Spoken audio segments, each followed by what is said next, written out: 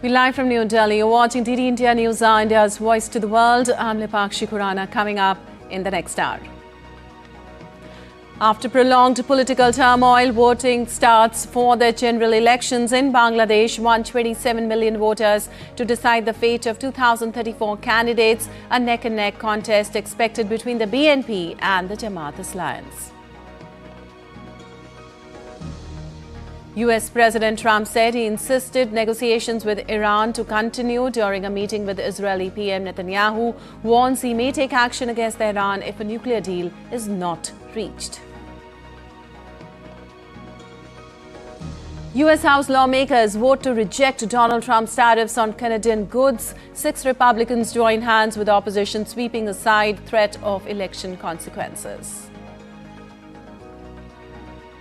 And in ICC Men's T20 World Cup, tournament favourites and co-host India to face Namibia in its second group tie in New Delhi.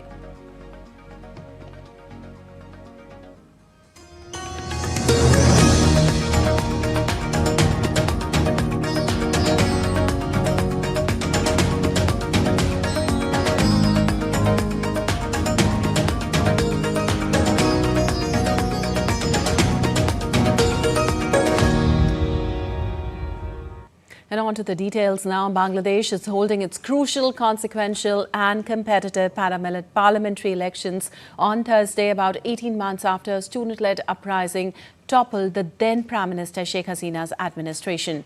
Polling began at 7:30 Dhaka time and will conclude at 1600 Dhaka time without any break at 42,779 centres in 299 constituencies. The main contenders are the Bangladesh Nationalist Party and Jamat-e-Islami, which are witnessing a tight contest. Well, the polling centres have been placed under tight security with police, Ansar paramilitary and other auxiliary forces deployed to ensure a safe and orderly vote. A clear outcome is seen as crucial for restoring stability in the nation of 175 million people, following months of turmoil in 2024 that disrupted major industries, including the garment sector, where Bangladesh is the world's second largest exporter. Results are expected by the afternoon of Saturday, that is 13th of February.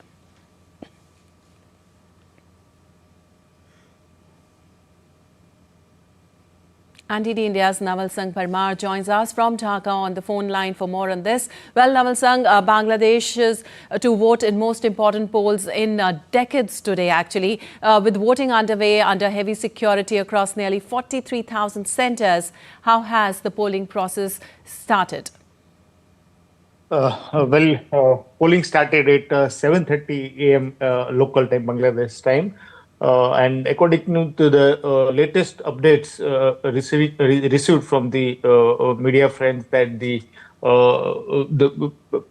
initial response of voter was very lukewarm, and compared to other previous election, this time the fear factor is there. So people might be thinking about how the day begins and what kind of the reports regarding security or security preparedness is there. Then after, people will come out for voting.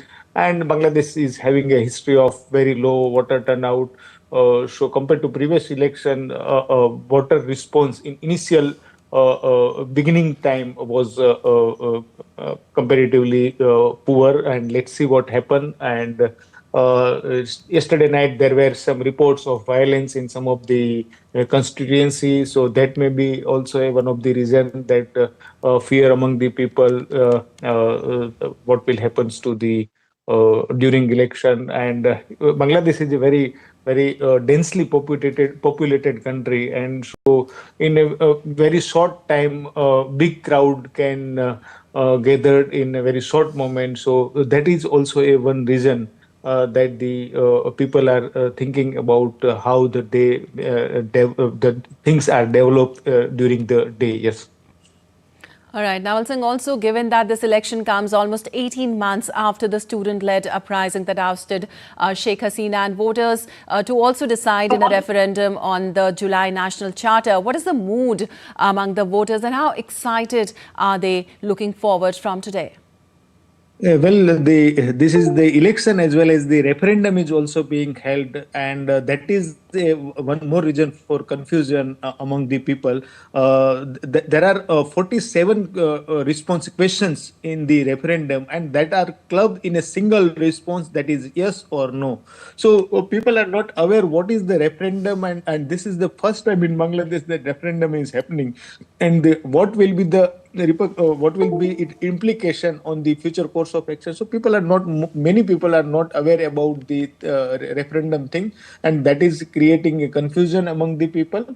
As this referendum outcome, if the yes vote will win, then they, according to the some reports, and according to the some statement of the previous advisor of the current Yunus administration, that there will be 180 days assembly constituency will be constituent based on the outcome of this result, and the member of parliament elected by this election will work as a member of constituent assembly of Bangladesh, and for 180 days, almost 6 months. So this is also one cause of confusion among the people, whether they are electing next government, or they are electing a constituent assembly. And again, there is no provision of referendum in Bangladesh constitution. So whether this constitution will stay or not, that is also a big question. So kind of confusion is there, and legal issues may also the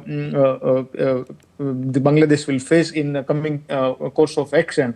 But there are some views of the analysts that the way the election things is happening, and the way everything is moving comparatively smoothly, some people doubts that there is some back channel understanding among the contesting parties as well as current administration. That is also one view of the peoples who have interest in politics of Bangladesh. All right, Naval Singh, also, as you mentioned, there's a little confusion among the people. Now, beyond choosing the next government, how are people in Bangladesh reacting to proposals like limiting the Prime Minister's term to 2, or creating an upper house of parliament, as you also mentioned, and bringing back the 90-day caretaker government system to oversee the elections? Here the Yunus administration, though it failed in many way, almost in all the parameters of development, economics, or law and order, safety and security, but it becomes successful in maneuvering the things according to their wish. Their primary objective was to stay in power, and how to maneuver the things that the all cards remain in their hand, and that is where they inserted the referendum things alongside the election. BNP, the party which is having a big prospect of winning the election, since day one they oppose the referendum with the election, because they don't want confusion among the voters at the time of election. But the Yunus administration, by hook or crook, created pressure on BNP party, BNP leadership, and they inserted the referendum thing along with the election voting. So in this way, Yunus and its team become successful to create a atmosphere of confusion, and they want to fish in troubled water in coming days. This is the views of the many observers. They don't want to step down. They want to stay in relevance of the Bangladesh politics, but they don't have support. The party behind the throne, Jamat-e-Islami, they don't have a mass appeal, mass support in Bangladesh. But even after they want to stay in power, then there is a need of confusion among the Bangladesh, chaos among the Bangladesh. Then only they can have some say in the Bangladesh politics in coming days. So this kind of confusion and the we can say the political chaos is there is a chance that it will persist after the election. So people response and people's enthusiasm depends on the clarity, but there is no clarity what will happen. So there is a confusion among the people, and that is the main reason why the response is a little bit poor. And at the same time, Awami League, a big political party who which fought for the independence of Bangladesh, and the oldest political party, has been barred from the ban for the contesting the election. That is also a achievement of Yunus Yes. administration in their perspective. They go to the legal process, and by that legal process they created a platform where they can put ban on the Awami League, and they Right. finally they put Awami League out of contest. They Yes. cleared ground for their favorite political parties, and the prospect to increase the prospect of their party behind the thrones like Jamaat-e-Islami and the Right. other friendly party like BNP. All right. Thank you so much, Naval Singh, for all those details from there. And moving on, US President Donald Trump said on Wednesday that he pressed Israeli Prime Minister Benjamin Netanyahu to continue diplomatic talks with Iran over its nuclear program.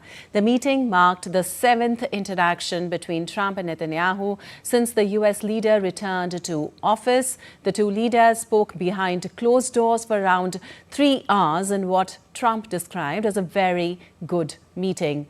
Now, also in his Truth Social post, Trump highlighted that while nothing definitive was reached, he encouraged continued negotiations with Iran to explore the possibility of a deal.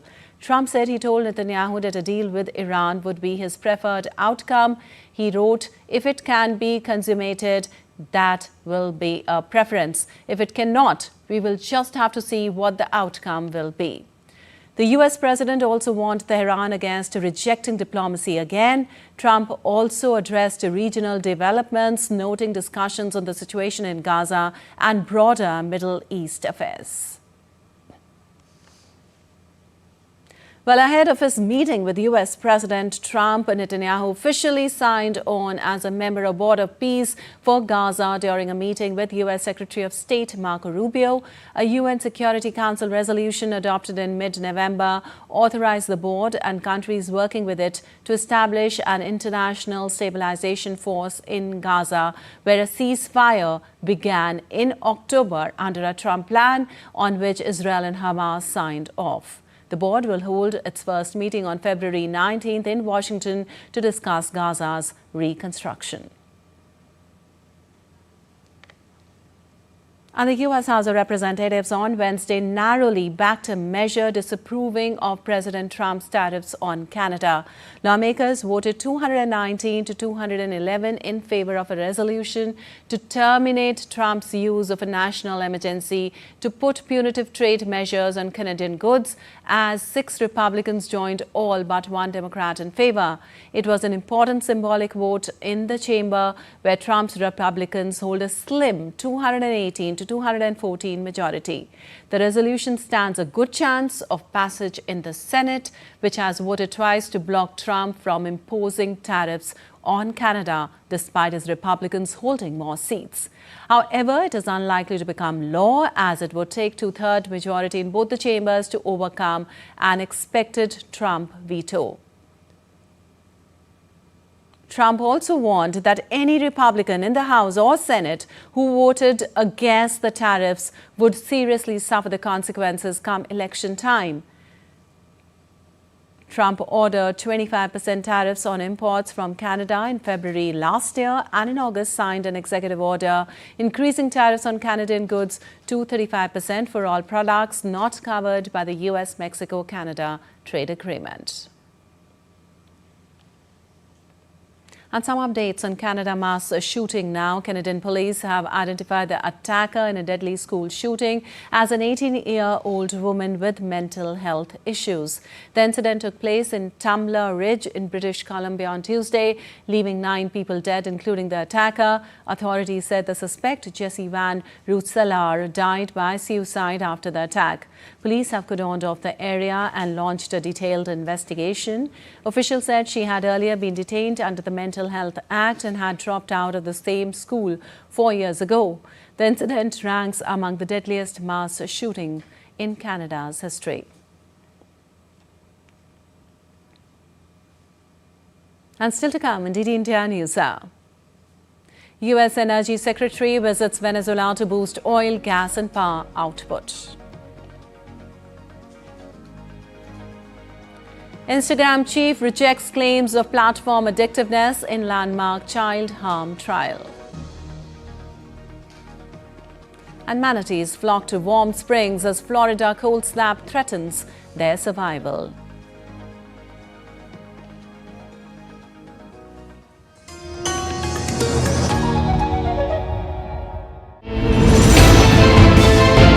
Geopolitics and trade deals. Economic challenges amid development. Hard work and the path to prosperity. It's the economy always. Between walkers, money is what money does and says. Supply creates its own demand. Between the bulls pulls and bears tears. When supply chains globalization and India rises to the podium. We'll get you centered with the economic brief at 8 p.m. every Thursday on DD India.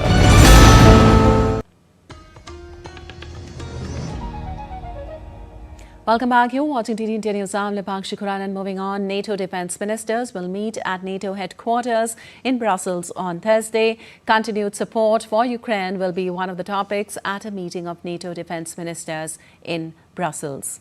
Now, the agenda also includes strengthening NATO's deterrence and defense, progress towards the defense spending commitment, and the development of air and missile defense. The ministers will also discuss preparations for the next NATO summit in Ankara, scheduled for July 7th and 8th, 2026. A meeting of the Ukraine Defense Contact Group, co-chaired by the United Kingdom and Germany, will also take place on Thursday. Meanwhile, NATO has begun a mission to strengthen its presence in the Arctic as part of an agreement to diffuse severe tensions within the alliance prompted by Trump's desire for the U.S. to acquire Greenland. Secretary General Mark Rutte said new mission dubbed Arctic Sentry will coordinate the increasing military presence of NATO allies in the region, including exercises such as Denmark's Arctic Endurance on Greenland. Arctic Sentry leverages the strength of the alliance by bringing together NATO and allied activities in the High North into one overarching operational approach to the region. Initially, it will bring together exercises like Denmark's Arctic Endurance and Norway's Cold Response. And we continue to synchronize these and other efforts under NATO. We'll not only build our posture in the region alone, but we will also build a more cohesive picture of potential challenges in the Arctic so that any gaps can be quickly and effectively addressed.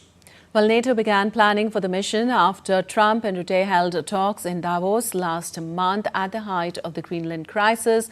Rutte and Trump agreed that NATO would play a greater role in protecting the Arctic, while Denmark, the US and Greenland would hold further discussions about Greenland.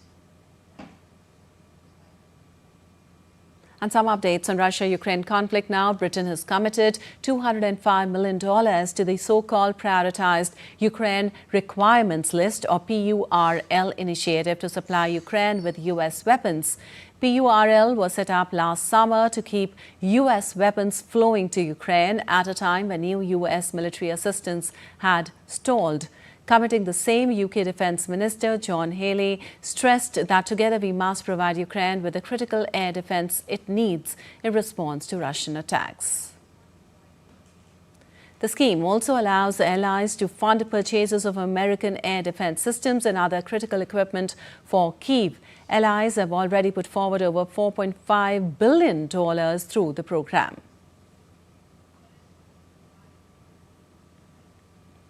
President Volodymyr Zelensky has refuted the news reports that he's planning to announce on February 24th a presidential election and referendum on a peace deal with Russia. He made it clear that Ukraine will only hold elections once it has security guarantees in place and a ceasefire with Russia.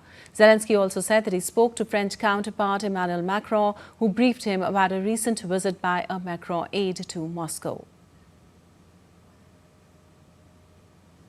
And U.S. Energy Secretary Chris Wright said Washington can help achieve a significant rise in Venezuela's oil, gas and electricity output this year after meeting interim President Delcy Rodriguez in Caracas. The visit, the highest level U.S. energy engagement in nearly 30 years, aims to assess and revive Venezuela's energy industry and support economic freedom for its people. Wright will also meet executives from firms like Chevron and Repsol and visit major oil projects in the Orinoco Belt. The visit follows a new U.S. license easing energy restrictions, a $2 billion oil deal and a proposed $100 billion reconstruction initiative.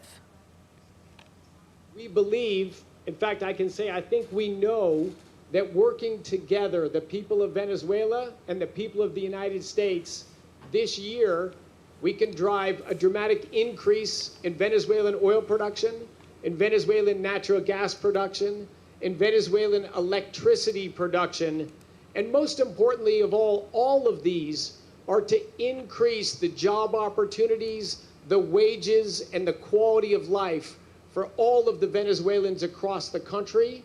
And by doing that, it will also enormously benefit the United States and the Western Hemisphere and the future partnership for all of us. Well, the Kremlin indicated on Wednesday that Russia will request further details from the United States regarding newly imposed U.S. restrictions affecting Venezuela's oil sector.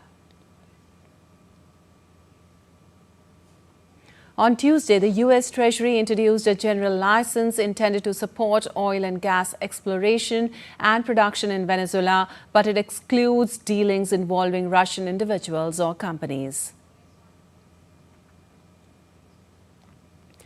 Also, Kremlin spokesperson Dmitry Peskov stated that Moscow intends to address the matter with Washington through existing diplomatic communication channels to better understand the scope and implications of the measures. It is a relatively new decision, but we'll certainly use the channels of communication we have with the Americans to clarify the situation. We do indeed have investment in Venezuela, long-term projects, and there's interest both from our Venezuelan partners and from our side. All this is a reason to talk about the situation with the Americans. Well, Mexican President Claudia Sheinbaum announced that Mexico will dispatch a second round of humanitarian assistance to Cuba soon as the island struggles with a serious fuel crisis, causing widespread power outages and flight disruptions.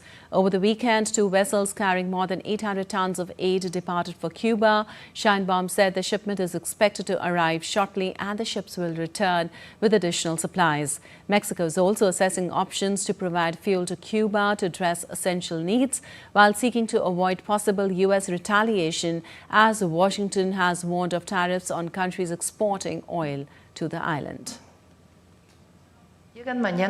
It arrives tomorrow. The ship will return and a second shipment will be made, and so it will continue to be sent. Well, fuel tankers were seen anchored in Matanzas Bay as Cuba continues to face a worsening energy shortage following U.S. actions limiting oil deliveries to the island.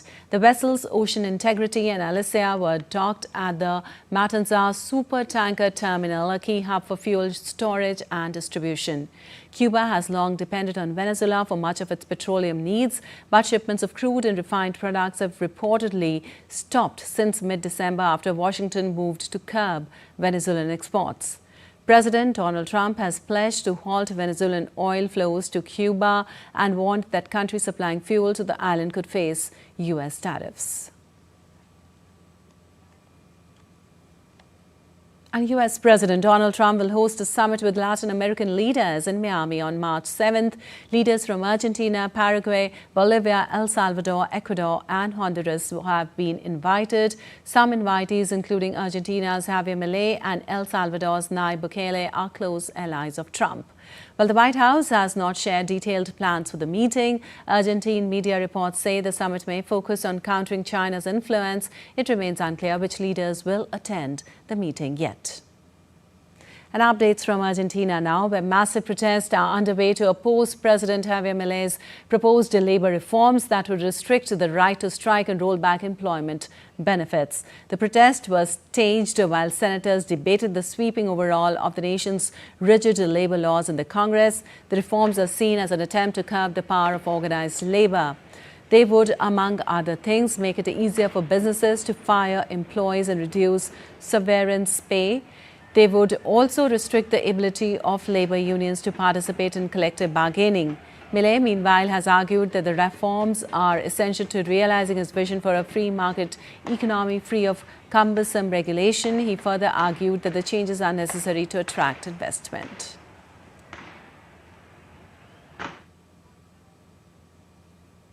An Instagram chief, Adam Mosseri, told a California court that social media use should not be equated with clinical addiction, as he testified in a major trial examining whether Meta and YouTube intentionally made the platforms addictive for children. The case centers on allegations that 20-year-old Kayleigh GM suffered serious harm after years of heavy social media use beginning in childhood. Plaintiffs argue tech firms design apps to act like dopamine-driven slot machines, while the companies deny intentional harm, blaming personal circumstances. The trial, seen as a potential legal milestone, precedes a testimony from Mark Zuckerberg and YouTube CEO Neil Mohan. And German car maker BMW will recall hundreds of thousands of cars worldwide due to a technical fault in the starter system that is likely to cause a fire. 16 models equipped with a starter produced between July 2020 and July 2022 could be affected due to electromagnet showing excessive wear over time. The Munich-based luxury car maker said the global recall would affect a mid-six-figure number of cars.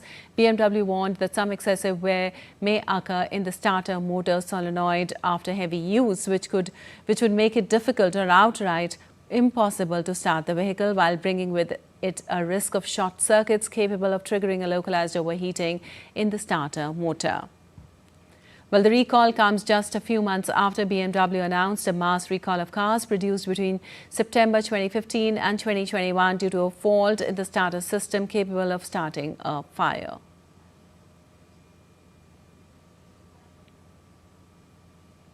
And now let's take a look at other stories making news around the world.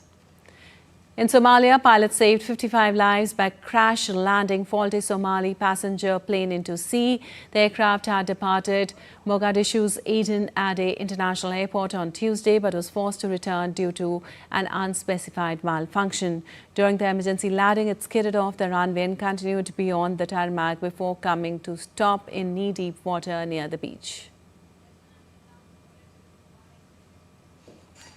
Heavy rain has forced about 3,000 people to leave their homes in Portugal's Coimbra area as rising river levels could break the river banks and cause more flooding. Officials warn the situation could worsen if the Aguilera Dam overflows, triggering further flooding along the Mondego River.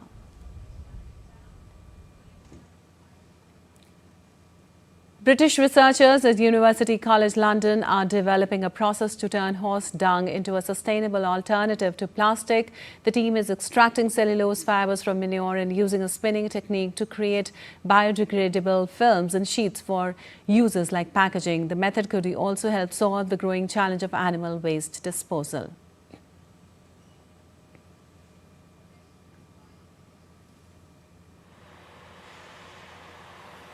Hundreds of manatees gather in warm water areas such as Manatee Lagoon and natural springs throughout Florida to survive this year's sharp drop in temperatures. The cold snap threatens their survival, making these safe havens vital. Experts say protecting these habitats is crucial for the species.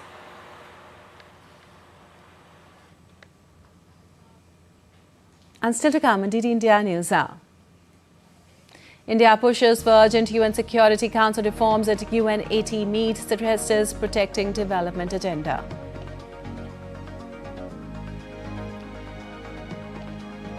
We'll tell you how AI revolution acceleration is bringing unprecedented threats. And Northern Railway extends Vista Dome services to Katra, offering panoramic views along iconic Chenab Bridge route.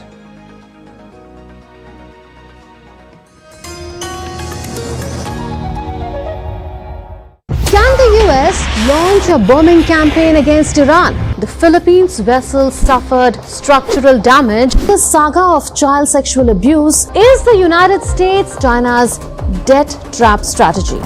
Truth is stranger than fiction. But sometimes hard to uncover.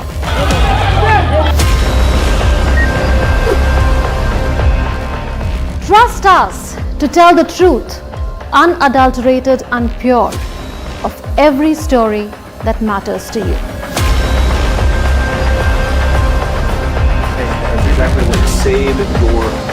We read between the lines, cut the clutter, and connect the dots to get you the full picture.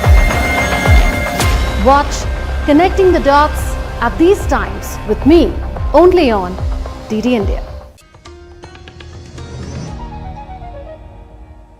Welcome back. You're watching DD India News. I'm Lipakshi Khurana, and time now for a quick recap of the headlines. After prolonged political turmoil, voting starts for the general elections in Bangladesh. 127 million voters to decide the fate of 2034 candidates. A neck-and-neck contest expected between the BNP and the Jamat alliance. US President Trump said he insisted negotiations with Iran to continue during a meeting with Israeli PM Netanyahu, warns he may take action against Iran if a nuclear deal is not reached. US House lawmakers vote to reject Donald Trump's tariffs on Canadian goods. 6 Republicans join hands with opposition, sweeping aside threat of election consequences.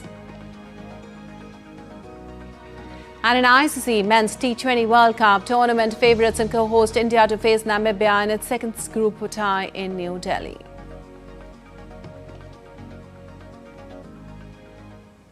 And moving on, India has consistently and urgently reiterated the need for comprehensive reforms within the United Nations. Speaking on the initiative UN80, India's permanent representative to the UNP, Harish, said real and meaningful reform of the Security Council is necessary to make it relevant, contemporary, credible and effective. He added that it must be ensured the development pillar is not affected in the process. UN80 is a reform strategy to boost efficiency and reduce cost within the organization.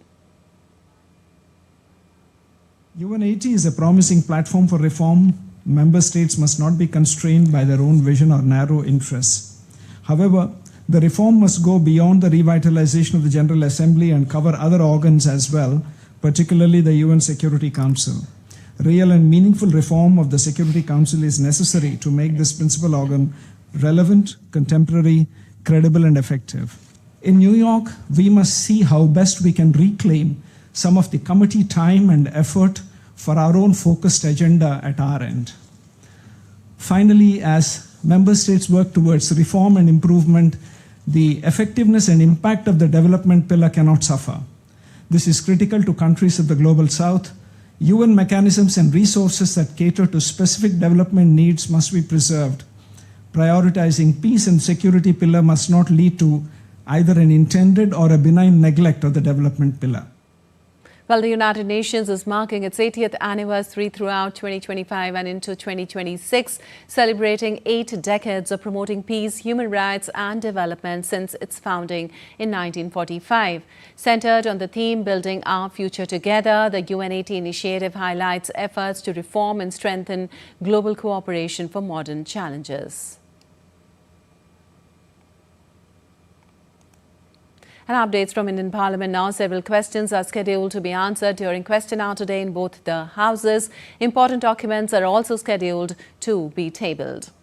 Also, the Lok Sabha, or the lower house, will discuss the Industrial Relations Code Amendment Bill 2026. This bill was introduced in the Lok Sabha on Wednesday. While the Rajya Sabha, or the upper house, will conclude the discussion on the general budget, the finance minister will respond to the discussion. On Wednesday, the finance minister responded to the budget discussion in the Lok Sabha.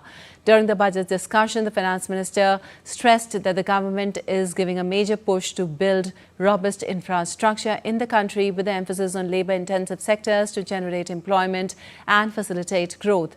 Nirmala Sitharaman also said that inflation has come down during the NDA government, which was in in the double digit during the UPA regime. She added that Modi government is working for the interest of the country.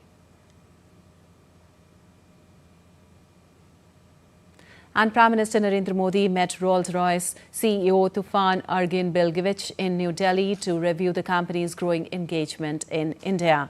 The discussions focused on expanding business operations, strengthening manufacturing partnerships, and increasing collaboration with India's skilled and younger workforce.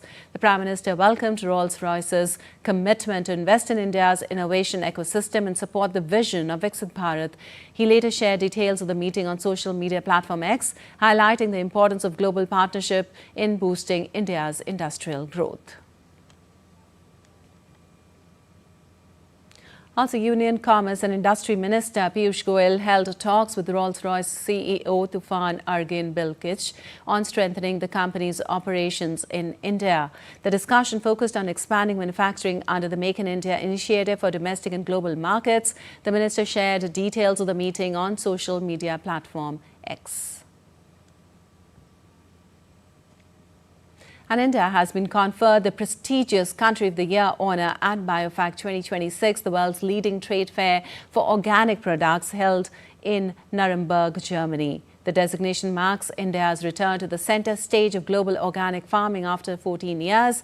India's pavilion is showcasing a wide range of organic products such as rice, oilseeds, herbs, spices, pulses, cashew, ginger, turmeric, large cardamom, cinnamon, and mango puree and essential oils, among others. The range highlights country's rich agricultural heritage and its strength as a major global supplier of organic products. BioFact will continue till the 13th of this month. Well, artificial intelligence is transforming our world at unprecedented speed, a monumental achievement for humanity. Yet, it also brings grave risks, hyper-realistic deepfakes, automated cyber crimes, disinformation and threats to critical infrastructure. DD India's Antara Sinha has more on this.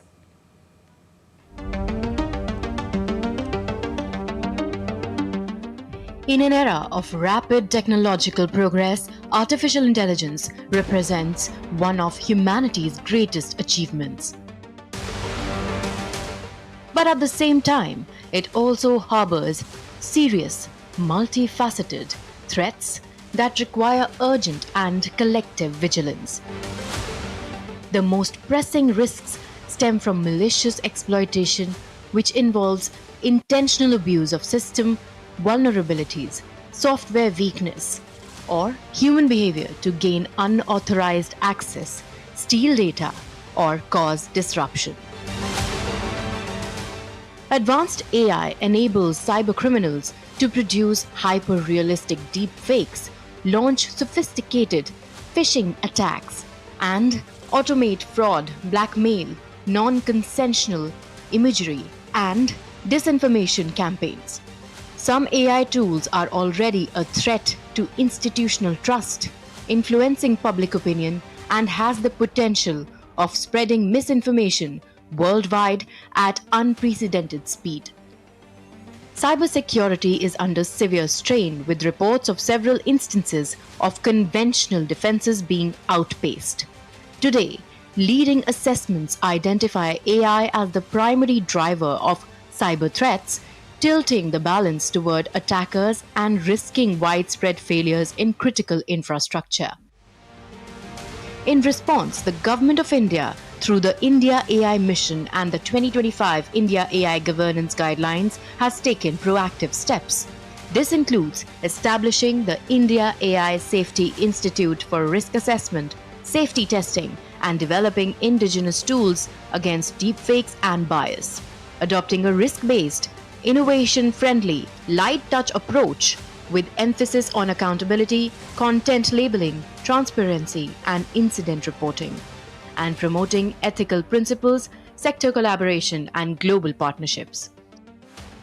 Today's systems frequently hallucinate information, and many of them deliver incorrect results. As AI tools become more automated, and they can get misaligned with human values, robust governance, ethical design, and international cooperation are essential. The future of AI must be guarded by responsible stewardship, that protects humanity's shared interests. This is Antra Sinha for DD India with Shambhunath Mishra. And moving on, Northern Railway has extended its Vista Dome coach service from Srinagar to Sri Mata Vaishno Devi Katra, bringing passengers closer to scenic Himalayan views. The specially designed coaches aim to enhance comfort and offer a panoramic travel experience along this picturesque route. A day after Northern Railway extended the Vista Dome coach service from Srinagar to Sri Mata Vaishno Devi Katra, passengers were seen soaking in the scenic views as the train departed from Katra on Wednesday. Aimed at enhancing the travel experience for tourists and local commuters along the scenic route, the train features specialized coaches equipped with 360-degree rotating seats, large glass windows and glass roofs, offering panoramic views. मुझे पता चला कि ये train यहाँ से कटरा से कश्मीर को direct जाएगी, तो मुझे काफ़ी अच्छा लगा। जो घंटों का जो 12-13 घंटा का जो सफ़र था वो 3-4 घंटों में ही कवर हो जाएगा, तो मेरे को बहुत काफ़ी अच्छा, काफ़ी कंफर्टेबल और रिलीफ है कि जल्दी पहुँच जाएंगे। मुझे ट्रेन का पता चला तो मैंने रोड से जो सफ़र है वो कैंसिल करके ट्रेन को प्रेफरेंस दी, ट्रेन को इसी को प्रेफर किया।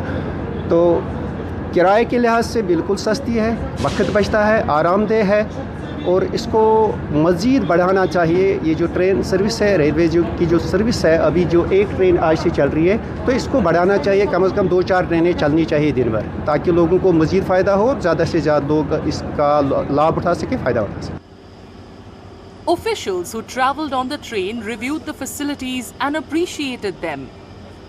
They also said that additional freight trains will be introduced on the route to improve goods transportation and boost the local economy.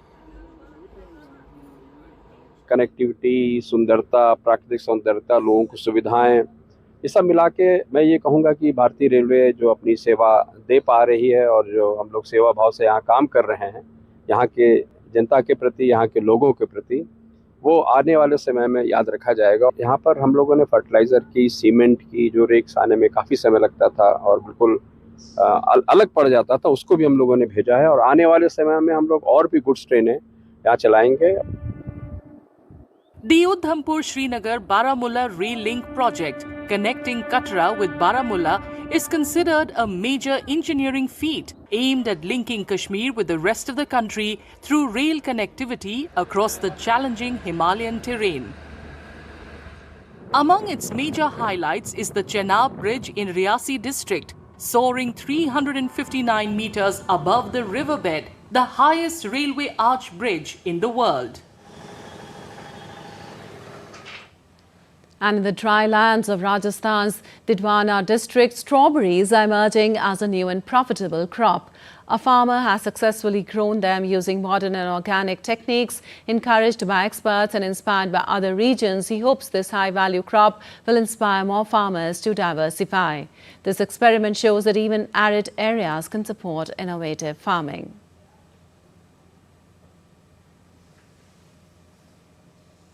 And still to come in DD India Newshour. CISF Cyclothon 2026 flagged off from Germany of India to promote unity, fitness and coastal security.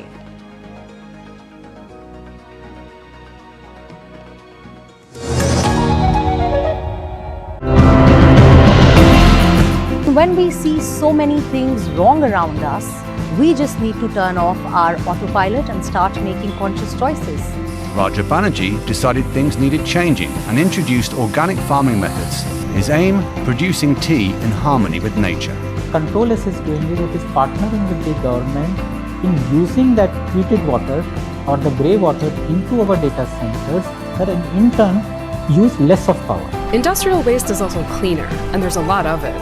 Taiwan has a lot of big industry, in particular semiconductors and petrochemicals, so there's big potential for reuse there. To make the process more efficient, he created an app. The app already shows where the trees are and when they were last watered, so you can also plan a route near your home.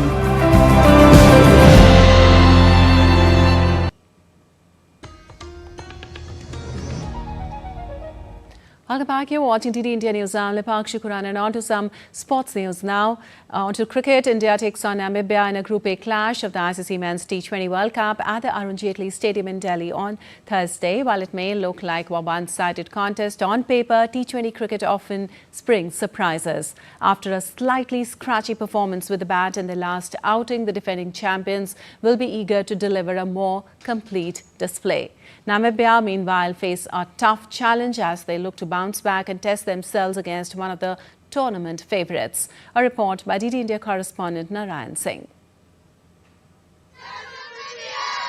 It's a classic David versus Goliath clash in the capital. Defending champions India are set to face Namibia in their second Group A match of the ICC Men's T20 World Cup at the Arun Jaitley Stadium in Delhi on Thursday. Delhi gears up for a contest that, at least on paper, looks one-sided, but in T20 cricket, nothing is ever guaranteed. India will be keen to put up a more complete performance after a slightly scratchy outing with the bat against the USA on a slow 1K day surface. The conditions in Delhi are expected to favour stroke makers, and that should excite a powerful Indian batting unit. The likes of Surya Kumar Yadav, Tilak Verma, Ishan Kishan and Hardik Pandya would look to make full use of a better batting track. Namibia, however, have plenty of work to do. They suffered a defeat to the Netherlands at this very venue, where their batters struggled to build momentum and the bowlers couldn't defend the modest score. Facing India's depth and experience will be a far tougher challenge. This game could also provide India an opportunity to test their bench strength. With Abhishek Sharma hospitalized due to illness, the team management may be forced to tweak combinations. All eyes will be also on Sanju Samson. After a series of low scores, he will be eager to grab this chance and return to form, especially with competition for places heating up. India's bowling attack, led by Jasprit Bumrah and Arshdeep Singh, supported by Hardik Pandya and Varun Chakravarti, has the variety and firepower to trouble any batting lineup. For Namibia, it will require discipline, belief and perhaps a touch of brilliance to challenge the defending champions. The stage is set in Delhi. India aim to assert their dominance, while Namibia hope to rise beyond expectations. On paper, India are overwhelming favourites. But as cricket often reminds us, the game isn't won on reputation, but on performance. Will it be a commanding statement from the defending champions, or can Namibia script an upset in Delhi? All eyes now on Arun Jaitley Stadium. With camera person SP Dubey, Narayan Singh, DD India, Delhi. And for more on the match, we have Abhishek Prasad joining us. Well, Abhishek, India didn't look at their fluent best with the bat in the last match. Do you think the Delhi pitch will allow them to play more freely, and can we expect a stronger batting show this time? Lipakshi, India didn't have a good outing in their first game against USA, and they would like to overcome their wobbles against USA. In fact, India boasts, I think it's a one-off game where India miscalculated their batting order and were not at their best. But it's a game against Namibia. Namibia faces a huge challenge against one of, it's India, who is touted as the overwhelming favorites to defend their T20 title they won in 2024. India boasts, deep batting, and it's a deep batting, and the pace bowling is of quality, and including their mystery spinner. But the Delhi pitch is something which played slow in the previous game against the Netherlands and Namibia, but it assists more of batters where the boundaries is also very short, very small. So India could test their bench strength, or maybe they can field their best 11, given the fact that they have to play Pakistan on February 15. But it all depends on how Coach Gautam Gambhir and the Indian tank thinks before going into this game. But it will be a big challenge for Namibia. But we cannot cut them off, because Namibia is the team who has defeated big teams. They defeated Sri Lanka in 2022 edition of the T20 World Cup. But India I think they will have the upper edge, and they can, can post well above 250 and can test their batters in this game. All right. Also with Abhishek Sharma unavailable and Sanju Samson under a bit of pressure right now, can we expect the team management making a few changes, or will they stick with the core group to keep the momentum going?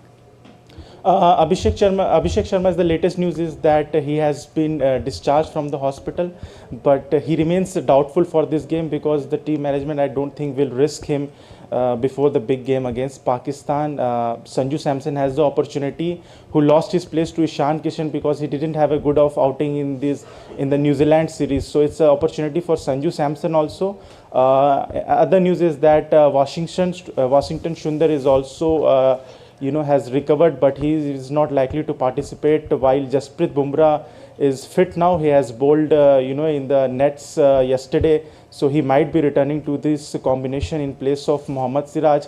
But other than that, I don't think there is any other changes before the big games against Pakistan, and so India can look this game as something which they can prepare for the rest of the upcoming teams like South Africa, Australia, where they will be given a very big challenge. But you cannot write off associate nations because they have played the way the T20 this edition has panned out. You saw Afghanistan, you saw Namibia and Nepal also. Nepal almost beating England.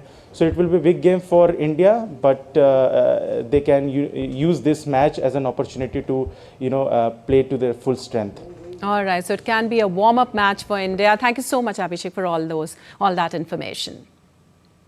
And a spirited Nepal will face Italy in their Group C encounter at the Wankhede Stadium in Mumbai. Nepal enter the contest against Italy, a team they have never faced before, on the back of falling short by just one big blow against England.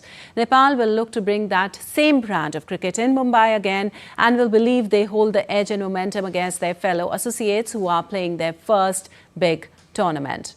Italy, meanwhile, had a tough initiation at the T20 World Cup with a 73-run defeat against Scotland. They also lost their captain Wayne Maatson to injury inside 4 overs of their T20 World Cup debut. With nothing to lose and experience to gain, Italy have another chance to have fun and potentially upset some calculations before facing stronger oppositions England and West Indies.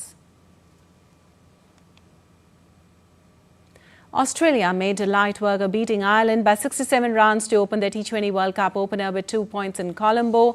Batting first, Australia set a daunting target of 183 runs. Nathan Ellis stepped up for a bowling attack, missing Pat Cummins and Josh Hazlewood, with his figures of 4 for 12, helping to end a run of 5 consecutive losses in T20 internationals as they bowled out Ireland for 115 runs. Spinner Adam Zampa also took 4 wickets against opposition, who lost captain Paul Stirling to injury after facing just one delivery. After losing their opener against co-host Sri Lanka on Sunday, Ireland are now on the brink of elimination. Well, South Africa survived the group of death by outlasting Afghanistan in a match that went into 2 super overs in Group D encounter of the T20 World Cup in Ahmedabad. The match went to super over after both teams finished on 187 runs. Proteas had it won when the last over of regulation time began, when Afghanistan needed 13 with 1 wicket in hand. Kagiso Rabada, though, bowled 2 no balls, but a running error allowed them to tie the match. They were then done and dusted, but Tristan Stubbs hit a last ball 6 to force a seconds over. This one left Afghanistan needing 4 sixes of 4 balls. Rahmanullah Gurbaz, who scored 84 of 42 in regulation time, hit 3 of them, needed just a 4 to take it to the 3rd super over, but it's straight to the point for a wicket, leaving them heartbroken. And the mega event, CISF Cyclothon 2026, was flagged off from Mumbai's iconic Gateway of India, marking a major nationwide initiative under the theme Vande Bharat. The cyclothon had begun simultaneously from West Bengal and Gujarat, symbolizing India's unity and collective spirit as it travelled along the eastern and western coast of the country. Maharashtra Assembly Speaker, film producer Boni Kapoor, former cricketer Dilip Vengasarkar, CISF Director General Praveer Ranjan and Mumbai Police Commissioner Devin Bharati were prominently present at the launch event. The dignitaries flagged off the cyclist amid enthusiastic participation from citizens, youth, sportsperson and security personnel. The event aimed to spread awareness about coastal security, national unity and fitness while reinforcing the message of patriotism and social responsibility. Take a look. Here they are. Yellow helmet. All right, that's all for this edition of DD India News Hour, but let us know your thoughts on the news of the day. For those on the go, you can get all the latest news and updates from India and across the world on the DD India mobile app. The app is available on both Android and iOS platforms. Scan the QR code on the screen to download now. We'll be back with more news as it breaks here on DD India. I'm Lipakshi Khurana from all of us here in Delhi. Thanks for watching DD India News Hour.